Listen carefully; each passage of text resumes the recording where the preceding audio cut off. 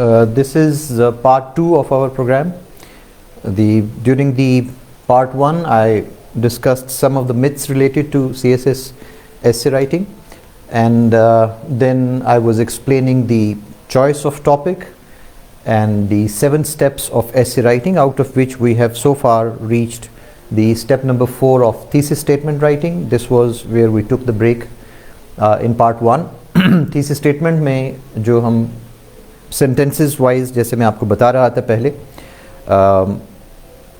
sentence number 1, what is the topic about, sentence number 2, why, and sentence number 3, how this situation is to be resolved. लेकिन ये ज़रा thesis statement में ख्याल रखिएगा कि step 3 जो है, जो sentence 3 है या जो आपका how to resolve, it must not dominate the thesis statement. It must not take too much space in the thesis statement, because actual जो आपका जो content है, जो आपका जो substance है इस thesis statement का, that should be sentence number 2.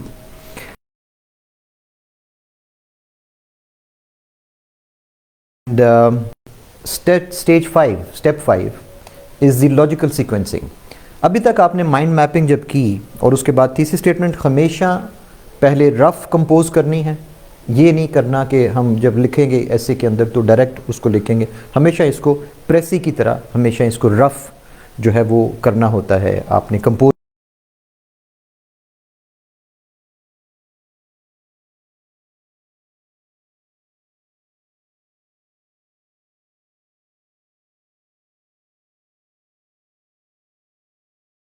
बहुत साल एसेज एवेल्यूएशन के दरमियान, असेसमेंट के दौरान स्टूडेंट्स को फेल होते हुए देख के, thousands of people failing just because they do not put the horse before the cart, just because they are not sequencing story नहीं बना रहे उसकी एसे की पूरी की ना, उसका सीक्वेंस नहीं बना रहे.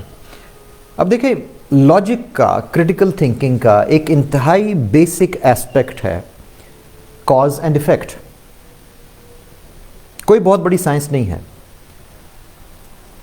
बचपन में जब हमारी डेवलप हो रही होती है, जब कॉग्निशन हमारा, जब माइंड जब डेवलप हो रहा है, तो हमारा नॉलेज ऑफ द वर्ल्ड जब डेवलप हो रहा है, understanding of the world develop हो रही है, तो उसमें हम सबसे पहले क्या चीज़ डेवलप होती है? Cause and effect. The child knows that if this thing falls down it is going to break, and gradually he is, as he grows up, tries not that thing should not fall down lest it breaks. So cause and effect. Once maybe he put the finger near the fire and it burned. For the rest of the life he knew cause and effect. Sari universe cause and effect mein hai. It's not something new. This is Newton. This is action and reaction. So ऐसे के अंदर long लिखते हुए तो शायद पता नहीं चलता, लेकिन पढ़ते हुए इस चीज़ का एकदम से समझ आती है, पता चलता है कि भाई ये तो पैराग्राफ आपस में कनेक्ट ही नहीं हो रहे, ये तो पॉइंट्स जो हैं वो किसी और तरह जा रहे हैं, और ये पॉइंट जो है ये उसका इफेक्ट तो नहीं है, कॉज एंड इफेक्ट, ये शायद पहले आना चाहिए बाद में आना चाहिए, इस तरीके से. और अजीबोगरीब पढ़ते हुए उसको एग्जामिनर को झटके लग रहे होते हैं उसके अंदर. This is what I call logical sequencing. Logical sequencing means that you sequence your ideas logically. आपने सब हेडिंग्स डिसाइड कर ली हुई हैं. माइंड मैपिंग स्टेज पे आपने आउटलाइन का एक आइडिया जो था वो आपके पास बन गया हुआ था कि हमारे पास ये एक रफ आउटलाइन आपकी आ गई हुई थी कि मेरे पास ये वाले पॉइंट्स फाइनल हैं. Now try to arrange them in cause and effect order. Pakistan में गवर्नेंस नॉर्मली सुप्रीम पोजीशन जो है वो ऑक्यूपाई करती है. पॉलिटिक्स, वैसे तो ये समझा जाता है कि जो पॉलिटिक्स के अंदर गवर्नेंस आती है, और इसके ऊपर जो है वो पॉलिटिकल साइंस के स्टूडेंट्स जो हैं वो मेरे साथ आर्ग्यू भी करते हैं और कर भी सकते हैं, और टीचर्स भी यकीनन, कि सर पॉलिटिक्स सुप्रीम है, गवर्नेंस जो है वो तो उसकी सबसर्विएंट है. Looking at the history of Pakistan, we find out that governance itself has acquired broader dimensions and has turned out to be more powerful as compared to the democracy, which has received a lot of jolts and halts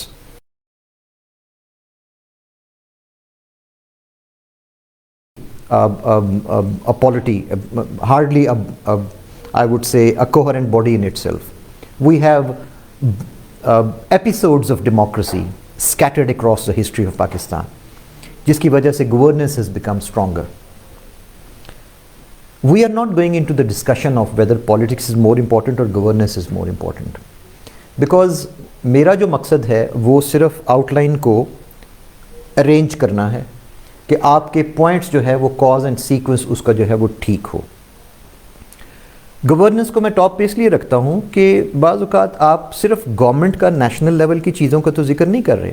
for example, when we were talking about the higher education in Pakistan, we were talking about an organization, the higher education commission, and then the universities, they are organizations in themselves. So when you are talking about organizations, they do have their own governance structure.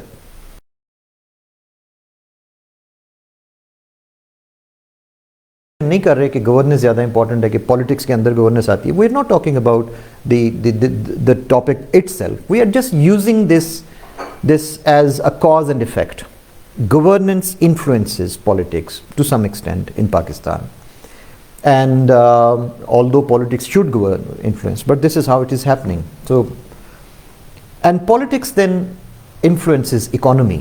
GPEST, I am talking of the logical, हमारे पास sequencing के different models जो develop किए हुए हैं मैंने। PEST model, PEST के अंदर governance आनी चाहिए थी, लेकिन ये हम अगर इसको ऑर्गेनाइज करें तो आप देखेंगे कि आपके पैराग्राफ्स आउटलाइन जो है वो एक ज़्यादा लॉजिकल अंदाज से उसका सीक्वेंस जो है वो बनता जाएगा। गवर्नेंस के क्या पॉइंट्स हैं, उसके बाद पॉलिटिक्स के क्या पॉइंट्स हैं, पॉलिटिक्स अफेक्ट करती है इकोनॉमी को, इकोनॉमी अफेक्ट करती है सोसाइटी को। So all of these are connected with each other in cause and effect.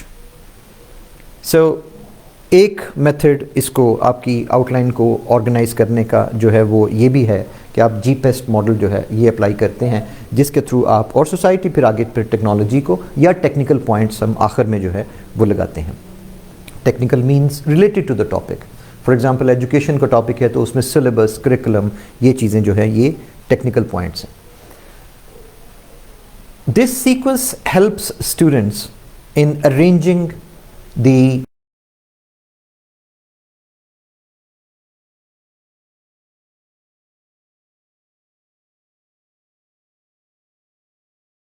तो उससे क्या होता है कि आपकी ऑटोमेटिकली सारी ऐसे जो है वो एक सीक्वेंस में आ जाती है। एक बड़ा सिंपल सा मेथड है जिसके साथ आप एकदम से पूरी ऐसे को अरेंज कर लेते हैं कॉज एंड इफेक्ट के मेथड में। हर हेडिंग के अंदर जितने भी आपके पास पॉइंट्स, और लाजमी नहीं कि सारी हेडिंग्स के अंदर पॉलिटिकल पॉइंट्स भी होंगे या गवर्नेंस के होंगे या इकोनॉमी के भी होंगे, मे बी आपके पास थोड़े हैं, लेकिन और GPEST हर पॉइंट, पॉलिटिकल पॉइंट हर हेडिंग के अंदर होना लाजमी नहीं है, गवर्नेंस का होना लाजमी, लेकिन जो मौजूद हैं उनको अरेंज करने में आम तौर पे ये वाली टेक्निक जो है ये काफ़ी काम आती है। कोहेरेंस अचीव होती है इससे और फर्दर इसके अंदर और इंडिकेटर्स भी। और दूसरा इसका GPEST का फ़ायदा ये देखा है कि आम तौर पे लोग शिकायत करते हैं कि जी ब्रेनस्टॉर्मिंग हमसे नहीं होती, हमसे पॉइंट्स नहीं निकाले जाते, ये सब हेडिंग्स कहाँ से आती है, हालांकि हमारी रीडिंग है लेकिन हमें समझ नहीं आती कि ये कहाँ है। तो नॉर्मली GPEST का ये एडवांटेज है कि अगर आप शुरू में ब्रेनस्टॉर्मिंग ही स्ट्रक्चर के मुताबिक कर लें तो आपको पॉइंट्स निकालने में आसानी है कि अच्छा भाई ये इशू है हमारे सामने, ये वाला। Let's take tourism in Pakistan, इसके अंदर गवर्नेंस के क्या पॉइंट्स हैं, पॉलिटिक्स के क्या पॉइंट्स हैं, इकोनॉमी के क्या पॉइंट्स हो सकते हैं, सोसाइटी के क्या पॉइंट्स होते हैं, टेक्निकल क्या पॉइंट्स हो सकते हैं। तो आपको एक सोच का एक अंदाज़ मिल जाता है, एक आपको तरीका मिल जाता है सोचने के लिए, आपको एक मेथड मिल जाता है जिसके ज़रिए आप ब्रेनस्टॉर्मिंग कर सकते हैं, पॉइंट्स निकाल सकते हैं। और जो ही मैं पूछता हूँ लोगों को कि अच्छा भाई ये टूरिज़म के बारे में गवर्नेंस का आपके ख्याल में जो गवर्न करने का, गवर्नमेंट के जो इश्यूज जो पॉइंट्स है वो क्या हो सकते हैं, ये चीज़ ये चीज़ ये चीज़, ओके। पॉलिटिकल पॉइंट्स क्या हैं इसके अंदर, सोशल पॉइंट्स क्या है, टेक्निकल क्या है, तो एकदम से उनको पॉइंट्स आने जो है वो जहन में शुरू हो जाते हैं। This is one way. GPEST arrange करने में दोनों चीज़ों की तरह से इसका फ़ायदा है। एक तो अगर आपने आउटलाइन ऑलरेडी बना ली है rough point step 3 mind mapping के ज़रिए, तो GPEST उसको अरेंज करने में काम आता है। और दूसरा ये ब्रेनस्टॉर्मिंग में भी जो है वो हेल्प करता है। So GPEST is basically this sequence of governance, politics, economy, society and technical या technology. लेकिन इसके अंदर और इंडिकेटर्स भी शामिल किए जा सकते हैं. I call them indicators. तो आप 10 इंडिकेटर्स फॉर एग्जांपल, एक मॉडल जो है दूसरा वो है जिसके तहत फ़र्ज़ किया कोई ऐसा टॉपिक्स है जिसके अंदर ना हमारे पास गवर्नेंस है, ना पॉलिटिक्स है, ना economy, social, technical. Okay, let's move on with PESTEL model. आप ऑलरेडी फेमिलियर हैं पेस्ट मॉडल से, पेस्टेल मॉडल से. E stands for environment, L stand for legal. और भी एस्पेक्ट्स देखे जा सकते हैं. फॉर एग्जांपल एजुकेशन है, मीडिया है, रिलीजन है, एथिक्स एंड मोरालिटी के पॉइंट्स हैं, हिस्ट्री है for that matter. So we have these different indicators जो आपको हेल्प करते हैं अल्टीमेटली ब्रेनस्टॉर्मिंग में और नए पॉइंट्स जो हैं इसके लिए सब हेडिंग सोचने के अंदर. रह गई बात इनकी कि अब 10 इंडिकेटर्स जो हैं इनको हमने कैसे अरेंज करना है. तो फिर इनके अंदर अरेंज करने का फिर आपका कॉज एंड इफ़ेक्ट आएगा. वेदर फॉर एग्जांपल मैं अक्सर स्टूडेंट्स को पूछता हूँ कि पाकिस्तान में अगर हमने एजुकेशन और रिलीजन को पॉइंट्स को अरेंज करना होगा तो कौन सा कॉज में है, कौन सा इफ़ेक्ट में है. In Pakistan, education is very much guided by the religious priorities. Again, it is being discussed in the single national curriculum aspects these days, in that perspective also nowadays. What is causing and what is having an effect? Is our education having an effect on religion or vice versa? So, आपको एकदम से समझ आ जाएगी कि ये किस चीज़ का, क्या हिस्ट्री कॉज है और उसका कोई इफ़ेक्ट है, क्या हमारे फॉर एग्जांपल कल्चर जो है उसके ऊपर हिस्ट्री का इफ़ेक्ट है.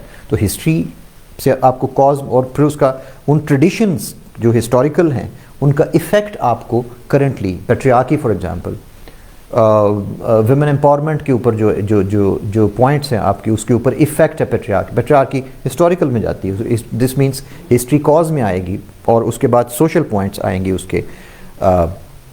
सो ये बेसिकली एक सोचने का एक तरीका है कि भाई सोसाइटी इज कॉजिंग हिस्ट्री और history is causing the social aspects in Pakistan and things like that. So ये एक कॉज एंड इफेक्ट मॉडल है बेसिकली. जीपेस्ट या 10 इंडिकेटर्स कहना उसको is just one way of making you understand what we are trying to put in practice here, that your essay should be logically sequenced. उसके ऊपर आपके पास जो पैराग्राफ्स हैं उनकी कोई अरेंजमेंट तो होना. ये तो नहीं कि अचानक जब आप लिख रहे हैं आपको खुद ही महसूस होगा, जब आप ऐसे राइटिंग शुरू करेंगे तो आपको खुद ही महसूस होगा कि एक ऐसे एक पैराग्राफ लिख के मुझे अगला पॉइंट पैराग्राफ को कनेक्ट करने में हमारे पास मेथड ही कोई नहीं है, क्योंकि अगला पैराग्राफ बिल्कुल एक डिफरेंट चीज़ के ऊपर है, क्योंकि वो उसके इफेक्ट में नहीं है, उसकी कॉज के इफेक्ट में नहीं है. आपको पैराग्राफ लिंकिंग मुश्किल हो जाती है. लोग सिर्फ वो जो घिसे पिटे ऑर्थोडॉक्स किस्म के वो जो लिंकिंग वर्ड्स हैं, कनेक्टर्स जो कहलाते हैं, जिनको बहुत रेवरेंटली ट्रीट किया जाता है ऐसे की डोमेन में, लाइक मोर ओवर और फर्दर मोर और कॉन्सिक्वेंटली एंड हाउ एवर और वो सारा कुछ वो लगा के समझते हैं जी कोहेरेंस हो गई. How is it possible? या नंबर लगा के 1 2 3 4 5 6 फर्स्टली, सेकेंडली, थर्डली, फोर्थली कह के जी कोहेरेंस हो गई है. कैसे हो गई? क्या ये पहली चीज़ का ये कॉज है और क्या ये उसका इफ़ेक्ट है और अगला पैराग्राफ उसका इफ़ेक्ट है? और जो ही आप उसको इस सीक्वेंस में लेके आएंगे अपने पैराग्राफ्स को, ये बड़ा इंपॉर्टेंट एस्पेक्ट है पूरी एस्से का, बिकॉज ये वो एस्पेक्ट्स हैं जो बेसिकली दे मेक और ब्रेक दी एस्से. हर किसी के पास नॉलेज है, पॉइंट्स हैं, सब कुछ है, and you can put them in any order. If you do not know this basic idea of coherence, of logical sequencing, this is one difference which I have tried to make here in Pakistan when I have started teaching essay here in academies and otherwise elsewhere also, that students को कम से कम इस चीज़ का idea that it's not a mumble jumble sort of thing of putting paragraphs together. What is an essay? Essay एक, मैं जिसे कहता हूँ कि एक तस्बीह की तरह है जिसके अंदर आपके पास थीसिस स्टेटमेंट वो उसका इमाम है और उसके बाद जितने भी उसके दाने हैं वो उसके पैराग्राफ्स हैं और वो एक खास सीक्वेंस के तहत चलते हैं. और या सिर्फ नंबर देने से हम उनको वो जोड़ नहीं सकते. सो एन आउटलाइन बेसिकली, नेक्स्ट मेरा पॉइंट जो है आउटलाइन के ऊपर है. Outline is an arrangement of these paragraphs. That is why it is so important to divide it into headings and subheadings. So next, from logical sequencing हमने करके, तो ultimately we have achieved the final shape of the outline. Write your outline. Write your outline at the beginning of the essay, and including introduction की जब heading आपने दी है. अब जब outline हम फाइनल जब करते हैं तो उसके अंदर दो तीन चीज़ें अब मैं जिक्र करूं कि आउटलाइन आपका जो है वो आपको एग्जामिनर ने कहा था make an outline and right an essay. तो फिर अब आप आउटलाइन की शुरू में OUTLINE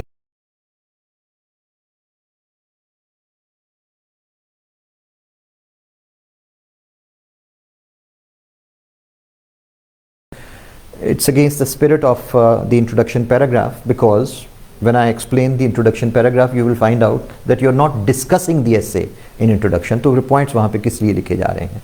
Yes, introduction के अंदर thesis statement की सब heading जिसका नंबर कोई नहीं देना, और उस thesis statement के अंदर actually अपनी thesis statement लिखें जो आपने compose की है. So then goes on the outline. उसी तरीके से जैसे आपने हेडिंग्स और सब हेडिंग्स उसकी सारी कंपोज की है. आउटलाइन के बारे में दो तीन technical points I would like to mention.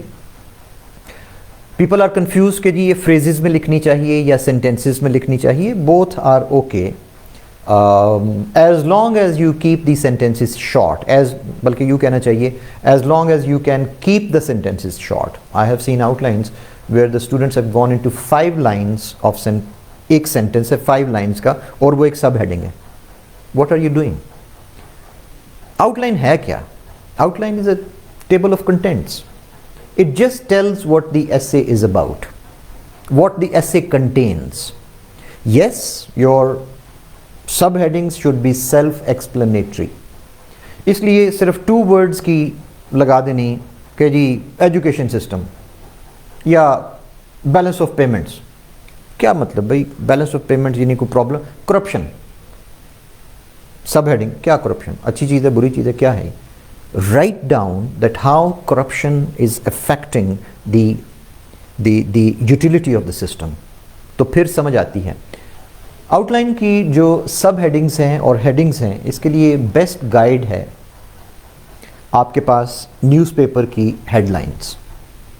Newspaper आप डेली पढ़ते हैं, उसकी हेडलाइंस को थोड़ा सा एनालाइज करें, स्टडी करें. You will find out that the headline actually contains the whole story. It's quite a skill actually. Sub editors जो होते हैं न्यूज़पेपर में उनकी बड़ी स्किल होती है हेडलाइन डेवलप करनी. Headline should be catchy, for example. Not only catchy, it must not misstate. It must not misquote. It must not say something which is not contained in the story, in the news itself. It should be बिल्कुल प्रेसी वाला. It should be accurate. It should be concise. It should be complete. बिल्कुल प्रेसी वाला उसका style होता है. और सो headlines को अगर आप थोड़ा सा गौर से देखना शुरू कर दें तो आपको आउटलाइन की सब हेडिंग्स लिखने का तरीका भी आ जाएगा. अब जो लोग आउटलाइंस को फॉलो कर रहे हैं, हेडलाइंस को फॉलो कर रहे हैं न्यूज़पेपर की, वो नहीं 4-4 5-5 लाइनों के सेंटेंस लिखते. जिन्होंने कभी सुना ही नहीं है इस चीज़ को कि जी आउटलाइन की सब हेडिंग्स के लिए हमारा न्यूज़पेपर की headlines are a very good guide. वो जाहिर है उनको नहीं पता इन चीज़ों का. और वो लंबे, कभी आपने देखी किसी न्यूज़ की हेडलाइन जो कि 3 लाइनों का सेंटेंस है? Never. And still it says, still it is complete. एक दिन की न्यूज़पेपर नहीं, 2 दिन की, 4 दिन की, 8 दिन की. आप keep an eye, watch the headlines, how they are phrased, how they are written. They do not have a punctuation mark, for example, at the end. हाँ, अंदर उसके सेमीकोलन कोलन हो सकता है, डैश हो सकती है मे बी, लेकिन आपने देखा कि उसके आखिर में full stop, question mark, sign of exclamation नहीं होता. So this is a very good guide for writing your sub headings and headings composing. आप अगर एक लफ्ज़ लिख रहे हैं, आप फ़र्ज़ की आप अखबार खोलते हैं और वहाँ पे हेडलाइन की जगह पे एक वर्ड लिखा हुआ है, क्या मिलेगा आपको? You will get no idea of what the news is about. You get 2 words, for example. What is it about? Economy down. What does that mean? Which thing in economy is down? And so on and so forth. So, to cut it short, the headings and the subheadings should be self-explanatory. Do not let your outline run for more than 2 pages. खामखा उसको lengthy ना करें, compact रखें, बेकार में spaces देने की ज़रूरत नहीं है। अगर आपके पास सब्सटेंस नहीं है और आप स्पेसेस दे के उसको लंबा करने की कोशिश कर रहे हैं कि एग्जामिनर को तो नज़र ही नहीं आता, वो तो ऐसे ऐसे करके तो वो नापता है उसको आउटलाइन को, तो फिर you are not reaching anywhere. Who are you trying to be fool by the way. So ये समझना कि वो नाप के सिर्फ उस हेडिंग को, आपके पास सब्सटेंस ही नहीं है तो आप स्पेसेस दे के उसको। एक और चीज़ जो मैंने बहुत ज़्यादा देखी है इस सारी इवैल्यूएशन में पाकिस्तान में, हमारे स्टूडेंट्स को एकेडमिक राइटिंग की जो नॉर्म्स हैं, चूँकि हमारी माशाल्लाह पूरी एकेडमिक वर्ल्ड में ही ये लफ्ज़ी सिरे से मौजूद नहीं है कि टेक्स्ट को कंपोज कैसे किया जाता है, सिवाय उन लोगों के जिन्होंने थीसिस लिखे हैं और वो भी सेटिंग शायद किसी और ने वो प्रिंटिकली कर दी। भाई line break of a paragraph means that the paragraph is ended and the next line is going to contain the next paragraph. ये दरमियान में blank line जब आप छोड़े हैं, it clearly shows that this student knows nothing about the formatting or the standards of writing. If you don't know, that does not mean that the examiner also doesn't know. These white spaces are very very precious, very important. मैंने अक्सर देखा है paragraph लिखते हुए लोगों ने एक एक लाइन आराम से छोड़ी हुई है बेकार में। क्यों? आप अपने नेक्स्ट जो पैराग्राफ है उसका इंडेंट दें 1.5 इंच 2 इंच, नज़र आए पैराग्राफ ब्रेक हुआ है। ये एक लाइन छोड़ के आउटलाइन के अंदर बेशुमार लोगों ने एक एक लाइन जो है बेकार में छोड़ी हुई है और आउटलाइन होते होते तीसरे चौथे पेज तक जो है फिसलते हुए चली जाती है। Be careful about these because these things show whether you know how to present your material or not. ज़्यादातर मैं इसके ऊपर जो वर्ड यूज़ करता हूँ वो लगता तो मुनासिब नहीं है, लेकिन यहाँ फिट बहुत होता है कि काफ़ी सारी आउटलाइंस देख के महसूस होता है बेउस्तादा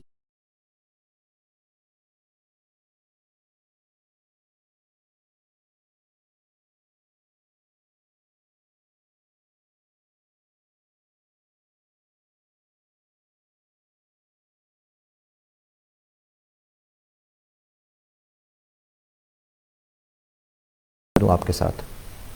There is a particular format for everything.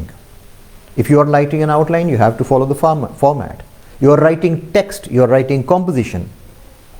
हमारे स्टूडेंट बड़े हैरान होते हैं, बाज़ औक़ात टीचर्स भी, ओ जी इतना साइंटिफिक को कौन देखता है, कौन? भाई हम देखते हैं, हम देख रहे हैं कि ये शख्स कितना एजुकेटेड है, क्योंकि एजुकेटेड बंदा अपनी स्पेस को केयरफुली यूज़ करता है। वो स्कूल था जहाँ पे आप डेकोरेट करने के लिए बड़ा पहले मार्कर से फिर वो हेडिंग लिखेंगे, उसके बाद 2 लाइनें छोड़ के मार्कर से कुछ और लिखेंगे, कलरफुल बना, that was school. This is formal writing. Look at the research papers, look at the table of contents, for example, of books, and that should be your guideline for writing the outline. So do not let it run for more than 2 pages.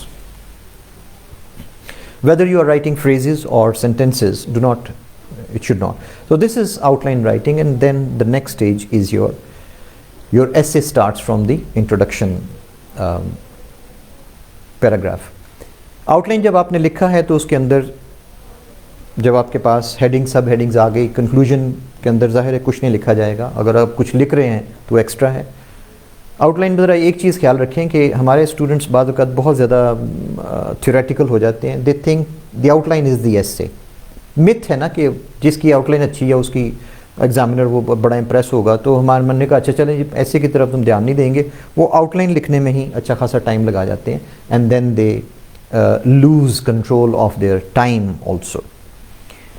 All these steps, as far as time management is concerned, this should be the end of your 45th minute.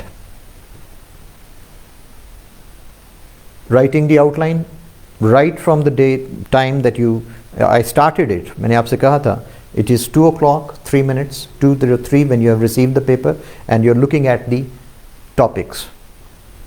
Now look at your watch and it should be something like 2:45 on 18th February. क्योंकि paper दूसरा है आपका second उसका, and it should be something like 2:45 और 2:50। Even if it is 3 o'clock, हाथ पैर नहीं आपके फूल जाने चाहिए। उसकी वजह यह है कि आपने एक बहुत वेल प्लान्ड आउटलाइन जो है वो अचीव कर ली होनी चाहिए. You have the layout, you have the plan.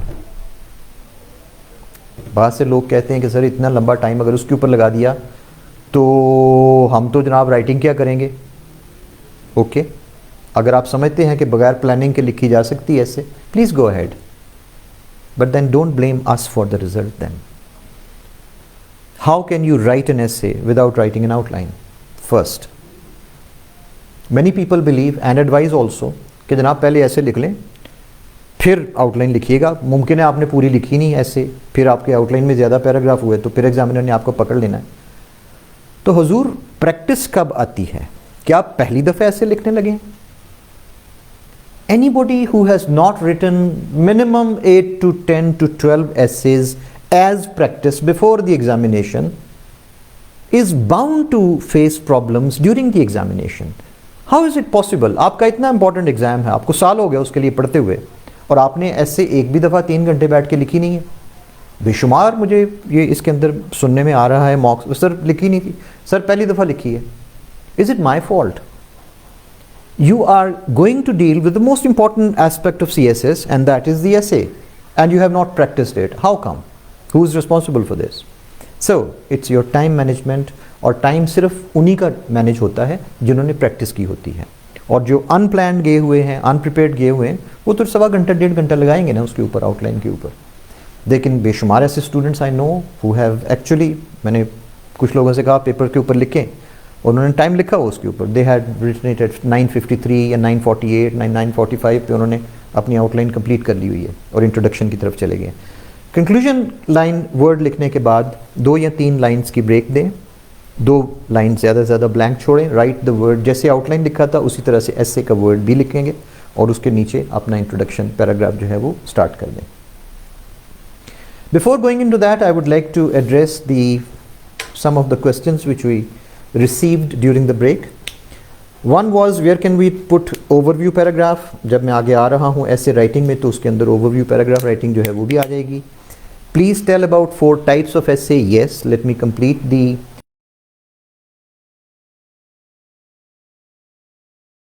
also. Then can we write whole essay as case study? इसको यहीं पे जवाब दिया जा सकता है. A case study is a case study and an essay is an essay. These are not synonymous. No.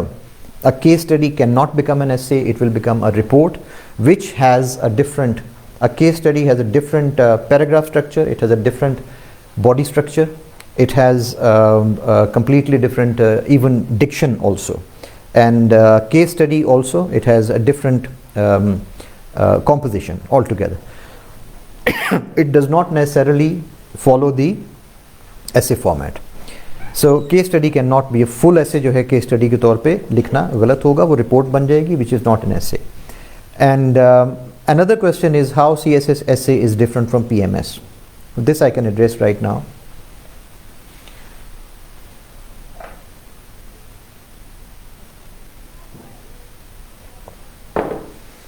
PMS Punjab essay is 1500 words. Its title is analytical essay. It's a different genre. It's a different category. In 1500 words, you do not have the space to do these things the way we are planning and designing and writing the thesis essay of CSS, which runs for 2500 to 3000 words. It has a different outline structure. It has a different introduction. It has a different structure for even for the paragraphs. It's an altogether different ball game.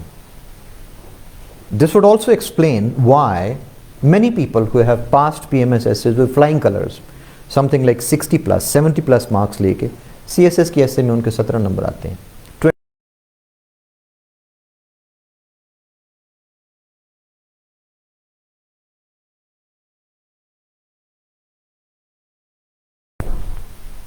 These are 2 different categories. या हमने football के साथ cricket खेलने की कोशिश की है for that matter. So why, मुझे ये नहीं समझ आई पाकिस्तान में लोग ये क्यों समझते हैं कि जी ये 2 सारी एक ही तरह की, ऐसे तो जी ऐसे होती है ना. नहीं, ऐसे नहीं होती. PMS Punjab is a different category. of essays. PMS Sindh is a different category of essays. PMS KP is a different category.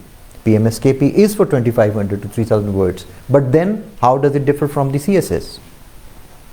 Look at a KP PMS question paper. The examiner fixes the variables to be answered according to a certain, for example, अगर argumentative का topic दिया है तो भी argumentative के अंदर ये भी कह दिया गया कि आप ये वाली साइड लें और इसको इस तरह से चलाएं उसको. It does not give you the choice. Provincial examinations के अंदर examiner is more focused on how does this person follow the instructions. In the federal essays, CSS essay, we are more focused on how does this person plan, how does this person expand, how broad is the vision of this person. Whereas in PMS, the whole focus is on how closely does this person follow the instructions. और आप उसके अंदर देखें parameters variables के बांध दिए हैं, उसके अंदर फिक्स कर दिए गए हैं, आपने ये करना है, ये एक्सप्लेन दिस स्टेटमेंट. ठीक है, an abstract statement is given, but at the same time explain this statement in the light of this, this and that. This is the difference between PMS and CSS, and it's a lot of difference. आपकी planning, आपकी brainstorming, आपकी mind mapping, आपके पास जो उसकी logical sequencing है, paragraph structure, everything is different. Everything is different. Paragraph structure तो शायद PMS KP का और CSS का सेम किसी हद तक चल सकता है, but not the introduction, not the overview paragraph. PMS KP में फॉर एग्जांपल हम जो इंट्रोडक्शन पैराग्राफ CSS में मैं नेक्स्ट जो आने लगा हूँ अटेंशन ग्रैबर के ऊपर, it's not applicable in KP PMS. वहाँ पे आप कोरिलेशन ऑफ वेरिएबल्स करते हैं. Attention grabber is not at all applicable in the smaller essays like PMS Punjab where 1500 secondly it's an analytical essay. उसका style ही different है सारा. अब यहाँ मैं वो नहीं सिखा सकता कि जी PMS पंजाब की ऐसे कैसे लिखनी है. Right in the beginning I said that I am going to talk not about the competitive examinations essay. I am talking with specific reference to CSS essay. Being a specialist in essay teaching, I know that these are two not different chapters of the same book, these are separate books by themselves. हम एक ही बस जब नाम तो ऐसे है ना जी, तो ऐसे लिखें. Why are these people failing across the examinations? Somebody failing an examination performs very well in PMS. Why? Because of the style. इसलिए आइडेंटिफाई करने की ज़रूरत है कि कौन सी चीज़ कैसे लिखनी है. सबके डिफरेंट स्टाइल. मैं इस वक्त CSS ऐसे के ऊपर बोल रहा हूँ. मैं अगर PMS KP के ऐसे के ऊपर बोलूँगा, that is going to be something different. If I speak about the PMS Punjab essay, it's going to be something different, which at right now we cannot discuss. So you were asking how are they different? These are the broad categories according to which they are different. Okay. So we are digging our, अब वो हम very carefully we test the waters, we dig our toes into the water कि कितना ठंडा है कितना गर्म है, और start writing the essay introduction. The first thing in the essay introduction is the attention grabber. It's important to grab the attention of the examiner by some indirect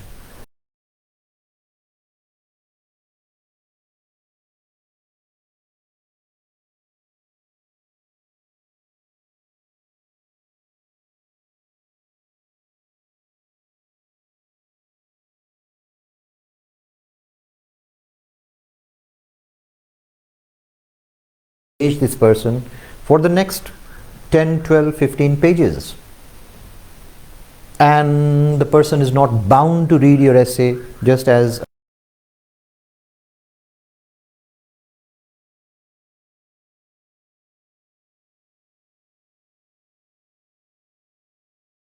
और अगर आपने वहाँ पे यही बयान करना है कि ग्लोबल वार्मिंग के ऊपर, global warming is a very big issue in the world these days. Throughout the world, the temperatures are rising and the sea level water is rising and the glaciers are melting. Is this something new? या पाकिस्तान के social issues के बारे में. Poverty is one of the major social evils which causes several other things also. Is this something new? Doesn't the examiner already know this? Information technology has great potential for the betterment or the vice versa for the mankind. Really? Examiner ने खुद आपको लिख के दिया है blessing or curse. What are you doing? So, an attention grabber is actually an indirect method of engaging the attention. आपने अक्सर देखा होगा न्यूज़पेपर्स में, आर्टिकल्स में, they start with some incident. COVID-19.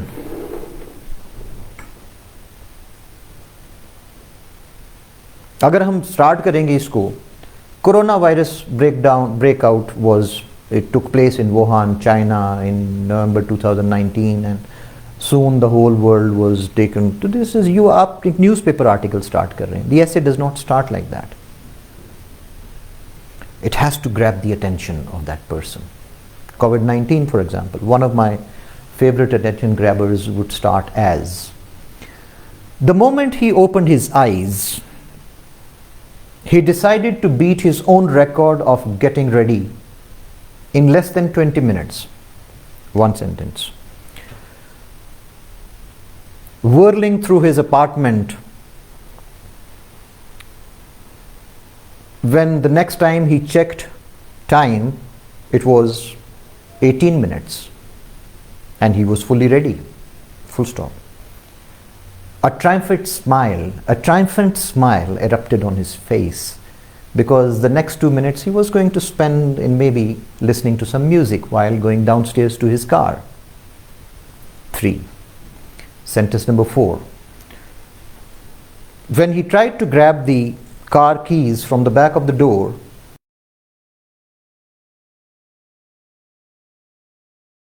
he was going to lose his precious time in searching for them. Sentence 4.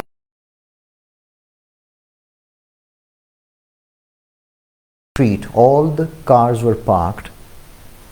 Nobody was going to work in his street, in the next street, in the next block, in his city, in the whole country, in the whole continent. Linking it with the topic, COVID-19 had halted the whole world in its heels, and it had, अब अगर economy है या education है या जो भी कोविड-19 का topic आपके पास आया है, तो अब you have engage the attention of the examiner. आप इसको किसी भी चीज़ के साथ उसको रिलेट कर सकते हैं. क्यों हुआ कि पूरे के पूरे कॉन्टिनेंट्स जो है, पूरी वर्ल्ड जो है, वो सीज्ड है, रुकी हुई है, हॉल्टेड है in its heels and everything. This was the state of mind of all of us in the beginning. हम लोग डेली, हमें लॉकडाउन के दौरान हमें होता था क्रेव बाहर जाने का, तैयार हो जाते थे, अचानक हमें याद आता था कि हम तो ये चीज़ सारा नहीं. And I am not taking it, मैं इस चीज़ को, इस एग्जाम्पल को कहाँ से लेके आया हूँ? मैं कोई किसी नॉवल से, किसी फिल्म से नहीं लेके आया. बाज़ लोग कहते हैं जी पर्सनल एक्सपीरियंस लिखें, ऑफ कोर्स लिखें आप, most welcome. Just avoid this I, my, me, myself, ourselves, we, us. Avoid this in the essay and everything is fair. He, the moment he opened his eyes, what's wrong with this? And it's engaging. And so many stories. During my teaching, essay teaching, sometimes I engage students in writing attention grabbers, and they come up with great things. ये कहना कि sir ये तो हम तो सोच ही नहीं सकते, इसलिए कि आपको किसी ने सोचवाया नहीं है. Nobody has made you think in this manner. And when I engage people in writing these attention grabbers, they come up with very good attention grabbers. The only thing is that you must be personally convinced about this thing, that the attention grabber is required. And then we cannot go into a story either. लंबी चौड़ी.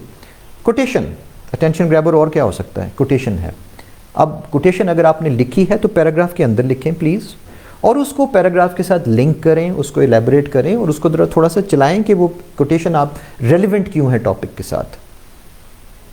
3 to 4 sentences अगर आपके इसके अंदर शुरू में attention grabber में लग जाते हैं, 5 सेंटेंसेस, तो कोई ज़्यादा आपने वो नहीं किया. लेकिन if you are writing a story of whole 8 or 10 sentences और फिर आपको खुद नहीं समझ आता कि इस स्टोरी में से निकल के ऐसे की तरफ कैसे जाएं, तो then you are of course at a loss for connection.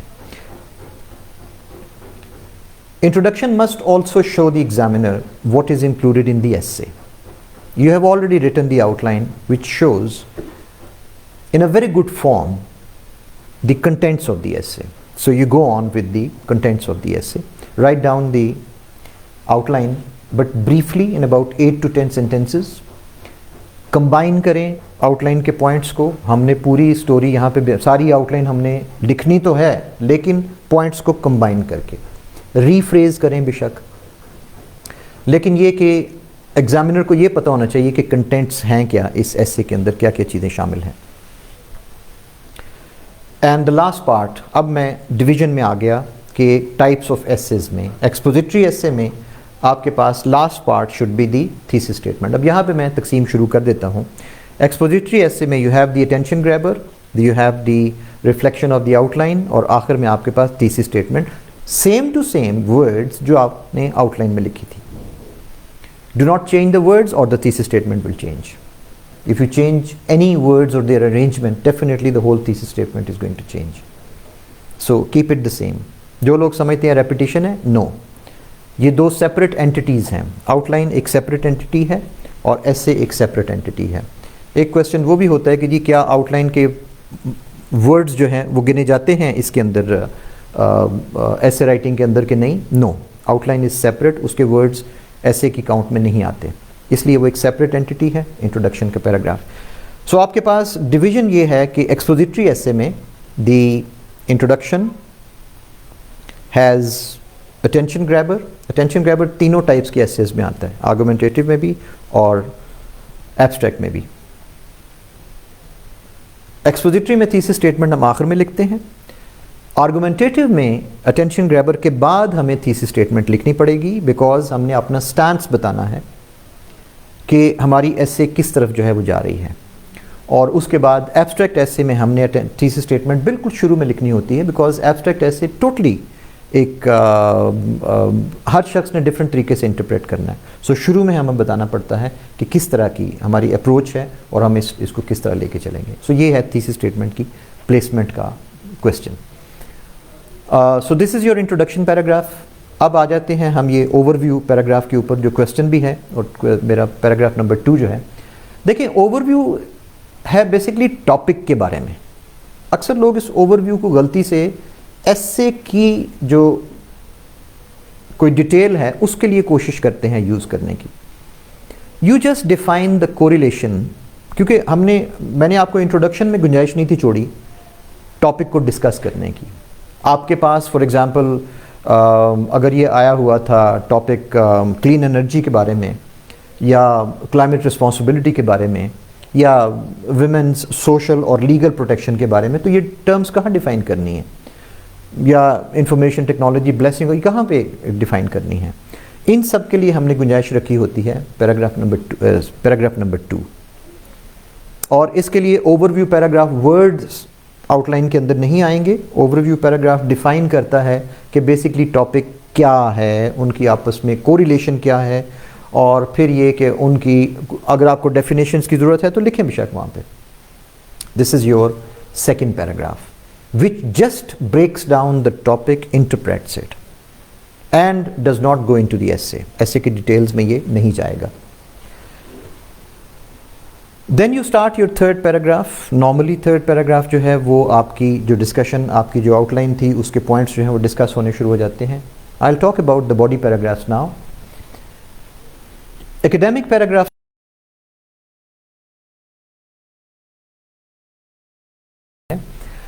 Paragraph structure is a major problem, basic problem जो हमारे बहुत से CSS के स्टूडेंट्स को पेश आ रही है कि they do not know the paragraph structure. क्योंकि हमारी पूरी माशाल्लाह हायर एजुकेशन का पूरी आप उठा के देख लें रेंज सारी की सारी, उसके अंदर पैराग्राफ स्ट्रक्चर कहीं एग्जिस्ट नहीं करता, सिवाय जो लोग लिंग्विस्टिक्स पढ़ रहे हैं उनको पैराग्राफ स्ट्रक्चर पढ़ाया जाता है. उसके अलावा समझा जाता है कि दुनिया को लिखने की तो ज़रूरत है ही नहीं सिरे से.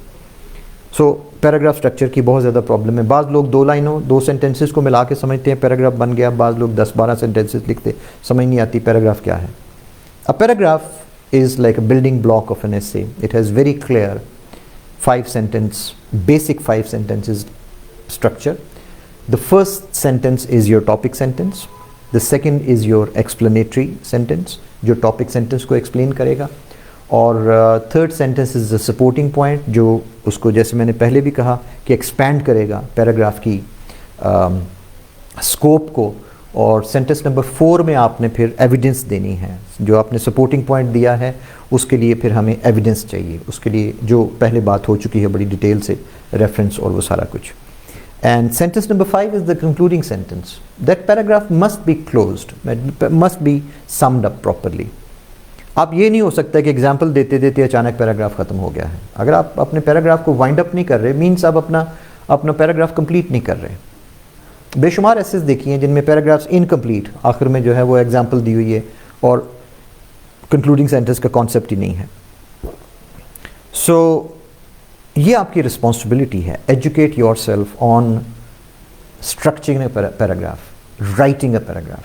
ये आपकी रिस्पॉन्सिबिलिटी है. बड़ी डिटेल से मैं पढ़ाता भी हूँ और आपको पता होगा कि मेरा लेक्चर नंबर 2 जो है वो बेसिकली स्टार्ट ही पैराग्राफ स्ट्रक्चरिंग से होता है. और ये पैराग्राफ स्ट्रक्चर आपका इसलिए एम्फेसाइज कर रहा हूँ कि आपके सारे ऐसे इसमें लिखी जा रही है. आपकी ऐसे के 16, 17, 18 पैराग्राफ्स इस स्ट्रक्चर में लिखे जा रहे हैं.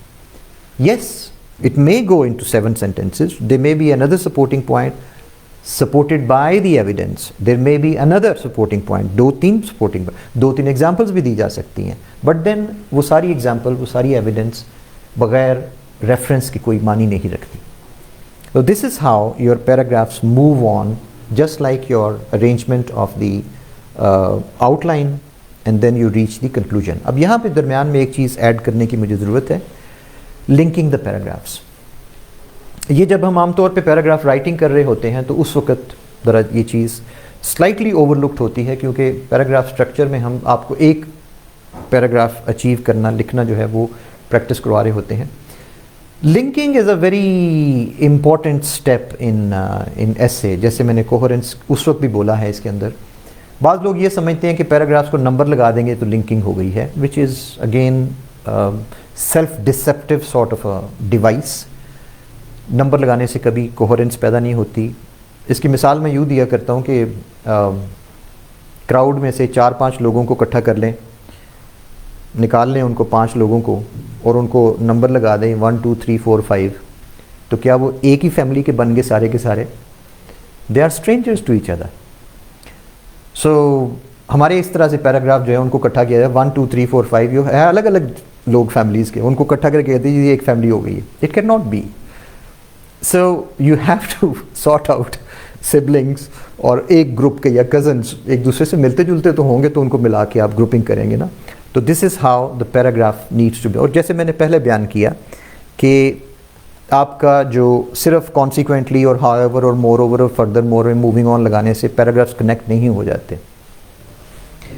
अ better option is to use your either the concluding sentence or the topic sentence to refer to the previous or to the next. concluding sentence में अगर आप point करें तो next paragraph का जिक्र किया जा सकता है कि next क्या कौन सी argument आ रही है, और अगर वो नहीं किया तो आप topic sentence में ये जिक्र कर सकते हैं कि पिछले paragraph की जो चीज़ है, और ये उसी वक्त मुमकिन है जब cause and effect का sequence चल रहा होगा, तो फिर story अच्छी जो है वो develop होती है. कुछ paragraphs को अल्टरनेटली आप किसी के टॉपिक सेंटेंस से लिंकिंग कर लें, किसी के कंक्लूजन से कर लें, तो that will help you a lot in making the story coherent, making the whole essay coherent. इसमें बाद लोगों को ये इतराज़ होता है कि जी टॉपिक सेंटेंस जो है वो डैमेज हो जाता है. I don't agree with this.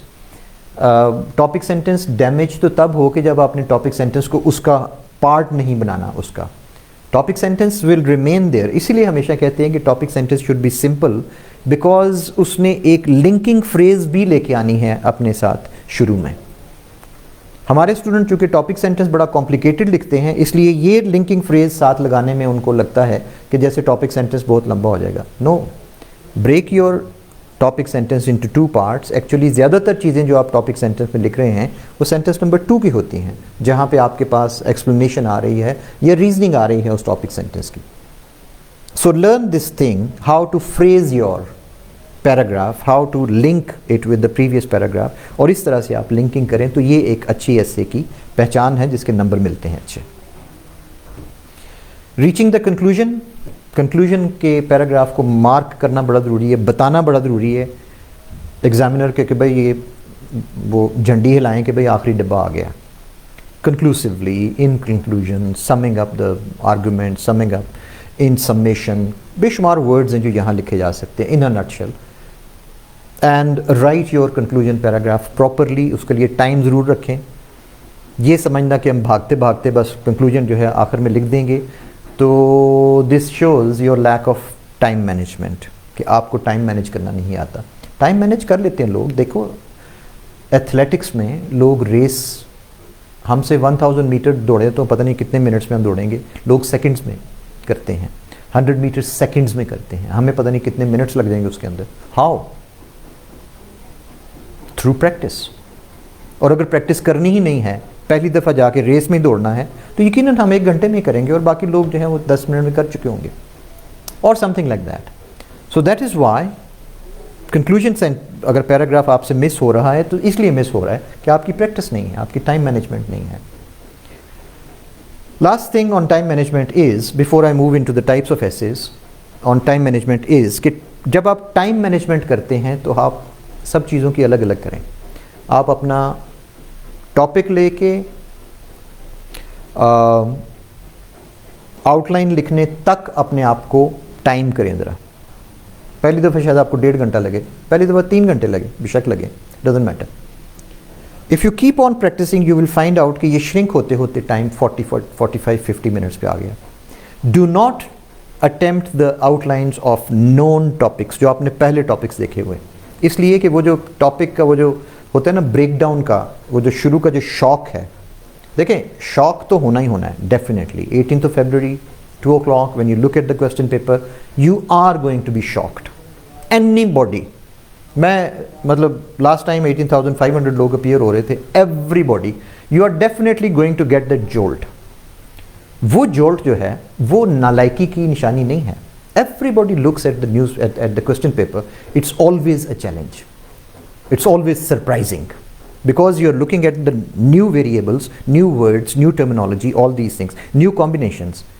But if you are ready for this, ये याद रखें कि मुझे एक झटका लगना है शुरू में, और अब हमें इस चीज़ के लिए तैयार रहना चाहिए कि we are not going into shock after that। मेरे हाथ पाँव कांपने नहीं शुरू हो जाने चाहिए, ये क्या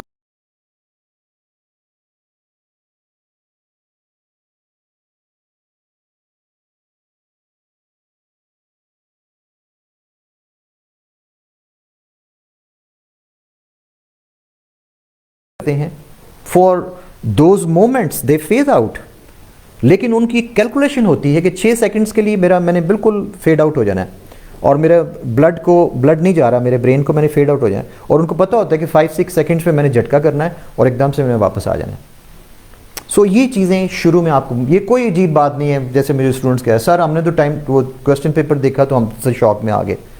B ready for that shock, there is always going to be a shock, why get surprised at that. ये है ना प्रैक्टिकल टिप्स एक्चुअली, जो कि लाजमी आपके साथ होना होता है इन चीज़ों में। So be ready for that.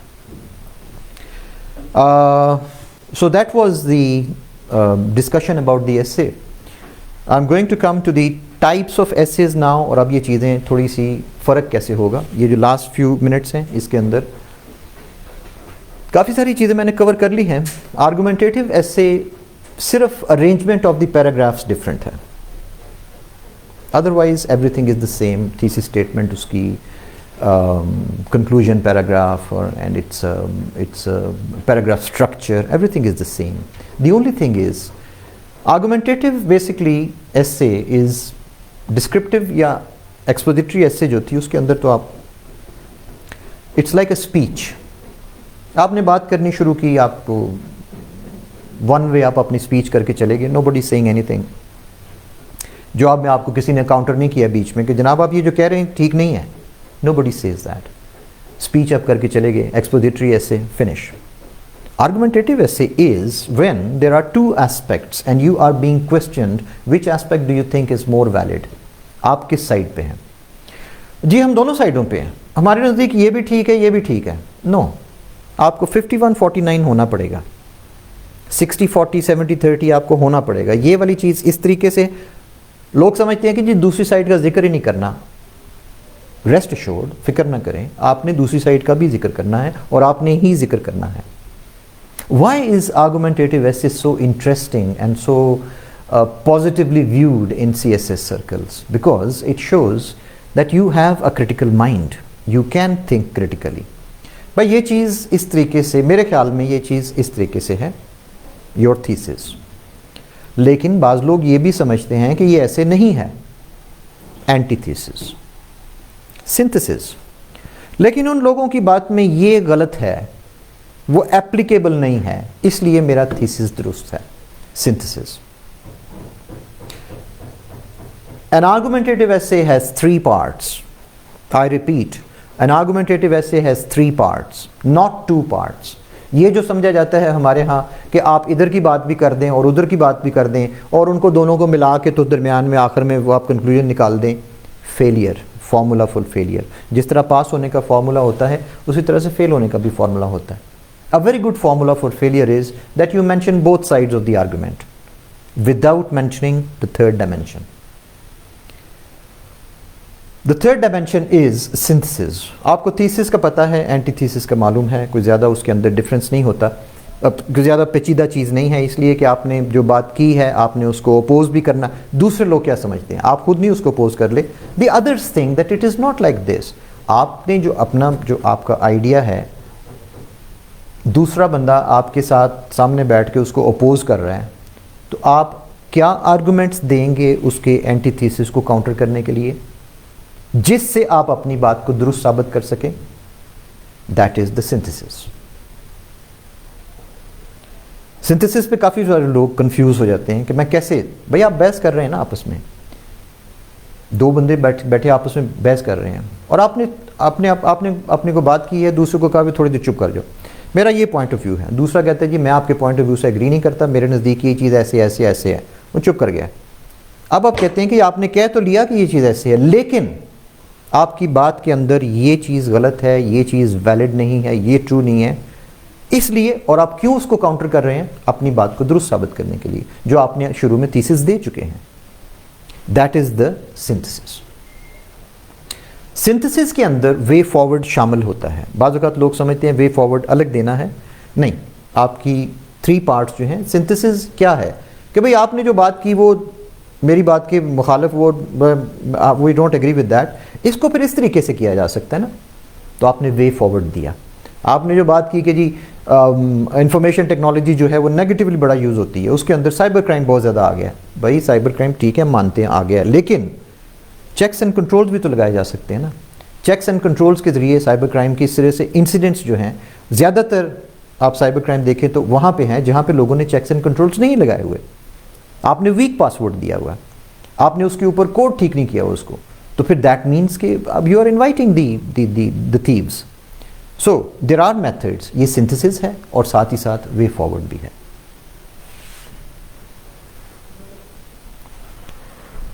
Abstract essay, the last part, is basically an essay in which the topic can be interpreted in any way. बाज़ लोग इसको literary essay कहते हैं, I disagree with this. ये समझना कि ये सिर्फ लिटरेचर के स्टूडेंट्स कर सकते हैं, ये बेचारे लिटरेचर के स्टूडेंट्स ही जानते हैं कि वो भी एब्स्ट्रैक्ट ऐसे नहीं कर सकते। और एब्स्ट्रैक्ट ऐसे बेसिकली सिर्फ आपको एक मौका दिया गया है कि आप अपनी व्यूज़ पेश करें, और सबकी व्यूज़ डिफरेंट उसके ऊपर होंगी और हो सकती है और होनी चाहिए भी। एब्स्ट्रैक्ट मीन्स एक ऐसा टॉपिक है जिसके ऊपर आपका ओपिनियन दूसरे लोगों के साथ वेरी करेगा, लेकिन इसको बगैर किसी स्ट्रक्चर के, बाज़ लोग ये समझते हैं कि इसमें तो भाई जितनी मर्जी गप्पे मारें, इसमें तो कंट्रोल ही कोई नहीं है। No, it is after all a part of the CSS examination. So how do you do it? You must have a structure for that also, जिसके लिए मैं FIRE अप्रोच, जो थर्ड लॉजिकल सीक्वेंस का जो model है, you go from the individual to society, crossing the steps of individual, family, relations, profession, society. उसके बाद broader aspects of education and religion and history. और एनवायरनमेंट एंड लीगल, बाकी जो 10 indicators वाली जो चीज़ें थी। अब सिर्फ इसमें ये फ़र्क है कि हम उसकी जब सीक्वेंसिंग करते हैं उसकी एक्सपोजिटरी ऐसे की, तो हम स्टार्ट करते हैं गवर्नेंस से और फिर सोशल की तरफ आते हैं।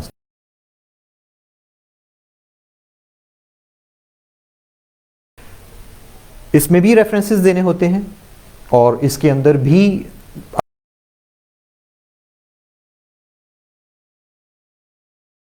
नहीं शामिल, लेकिन उससे रिलेटेड आपको सोशियोलॉजी की, साइकोलॉजी की, आपको एंथ्रोपोलॉजी की कुछ बेसिक डेफिनेशंस, लिटरेचर के लिए लाजमी नहीं है, लेकिन कुछ बेसिक डेफिनेशंस के आखिर लोग जब when people live in a society they interact with each other, they have certain actions and reactions on each other. Abstract के topics क्या होते हैं? They are usually individual versus a society and things like that. तो फिर individual की और society की फिर एस्पेक्ट्स पढ़े ना, और उसके लिए फिर वो कॉन्सेप्ट्स जो है उनको देने की ज़रूरत होती है। सो मेरा हाल एक कंक्लूजन पैराग्राफ प्रोबेबली मुझसे जो था वो मैं उसको नहीं वो प्रॉपरली एक्सप्लेन कर सका। You might be pointing out, conclusion basically sum up करता है पूरी एसे को, चाहे वो आर्गुमेंटेटिव है, चाहे वो एब्स्ट्रैक्ट है, चाहे वो एक्सपोजिटरी है। कंक्लूजन के अंदर नई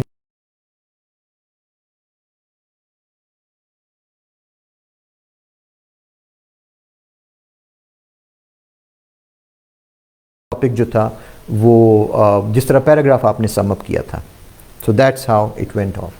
एंड आखिर में आप कोई ना कोई जो होपफुल सेंटेंसेस हैं वो देने होते हैं कंक्लूजन के आखिर में। सिल्वर लाइनिंग देनी ज़रूरी है। अगर आप कोई कोटेशन, कोई पोइट्री की लाइंस, कोई चीज़ लिखना चाहते हैं इंग्लिश में तो वो इजाज़त है। और ये साबित करना कि पॉजिटिव, इसलिए कि जो आपने रेमेडीज़ दी थी, believe in them, show that you believe in them. और अब आपके लिए ये इम्पॉर्टेंट है कि उन रेमेडीज़ के ऊपर अमल करते हुए इस प्रॉब्लम को जो है वो सॉल्व किया जा सकता है। Believe in yourself. That's all that I could say at this moment about this.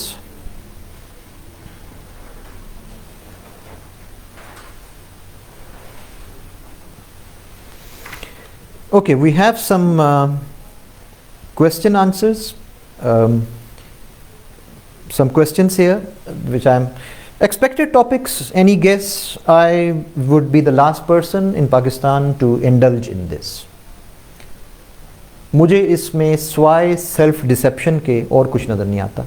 अपने आप को बेवकूफ़ बनाने के अलावा और कुछ नहीं है। आप लोगों को इस वक्त तिनका चाहिए, सहारा चाहिए कि हमें कुछ टॉपिक्स मिल जाएं जिसके साथ हम क्लिंग कर सकें, और मे बी यही सबसे बड़ी गलती होगी।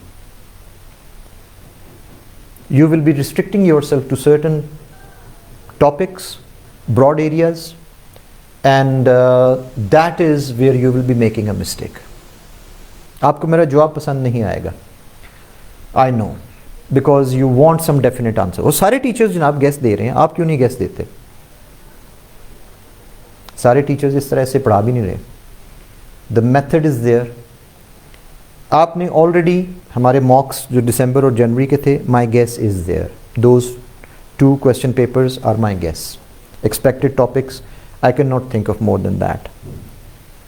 सो वो वाला गेस है मेरे पास। Can we say the outline should be the like precis title? Yes of course, मैंने ये बात ऑलरेडी कहती है कि हमारी हेडिंग्स जो हैं वो प्रेस सी के टाइटल वाली बिल्कुल वही मेथड जो है वो यूज़ होता है। 200 to 220 words. Are we suppose to write intro in 1 paragraph? Intro तो होता ही 1 पैराग्राफ है ना। हम कह रहे हैं introduction paragraph.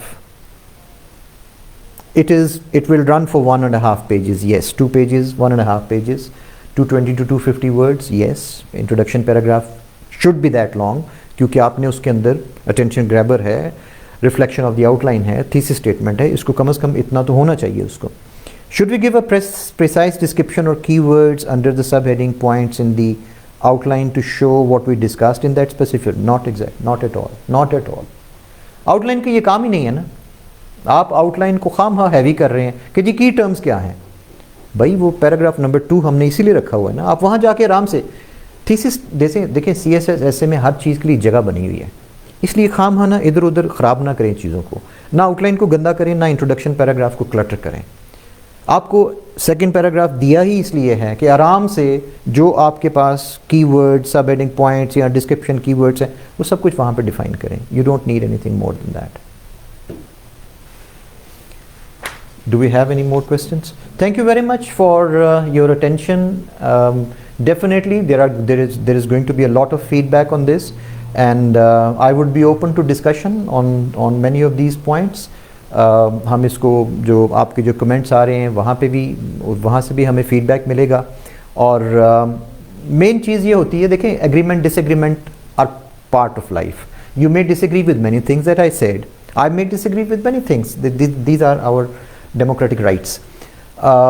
But the main thing is कि एटलीस्ट हमने वेंचर तो किया ना, इसको कम से कम डिस्कस करना तो हमने कोशिश तो की कम से कम कि इस चीज़ को डिस्कस तो करें कि ऐसी चीज़ क्या है, इसको चलाते किस तरह से हैं, ना कि हम इसको एक एनिग्मा समझ के और एक मिथ समझ के इससे डरते रहें कि ओह ऐसे कैसे होगी. Not like that. Thank you very much, and hope to see you in the next programme. Thank you very much. That's all.